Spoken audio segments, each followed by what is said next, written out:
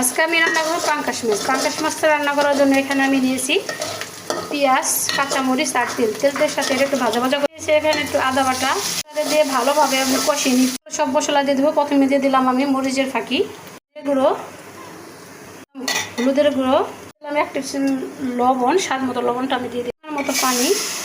তো মাছটা আমি কষিয়ে রান্না করবো, এই জন্য আমি কতক্ষণের জন্য মাছটা একটু কষিয়ে নিব। আমি এক এক করে সবগুলো মাছ উঠে এখন আমরা এক এক করে সব সবজিগুলো দিয়ে দিব। তো এটা ভালোভাবে পুঁইশাকগুলো নেড়ে চেড়ে সুন্দরভাবে এখন আমি পুঁইশাকটা ঢাকনা দিয়ে আমাদের তরকারিটা পুঁইশাক দিয়ে আলু দিয়ে পাঙ্কাশ মাছ রান্না করবো। তো এরকমভাবে তরকারি কে কী রান্না করেছেন অবশ্যই আমাকে জানাবেন। এগুলো মাছ একইভাবে দিয়ে দিলাম। আমি রান্না করতেছি পাঙ্কাশ মাছ দিয়ে আর হলো গিয়ে পুঁইশাক দিয়ে।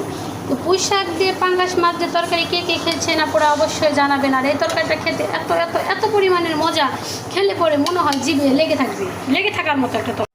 অবশেষে আমার এই রান্নাটা হয়ে গেল। তো পুঁইশাক দিয়ে পাঙ্কাশ মাছ দিয়ে আলু দিয়ে কে কে রান্না করে খেয়েছেন অবশ্যই আমার কমেন্টে বলে যাবেন।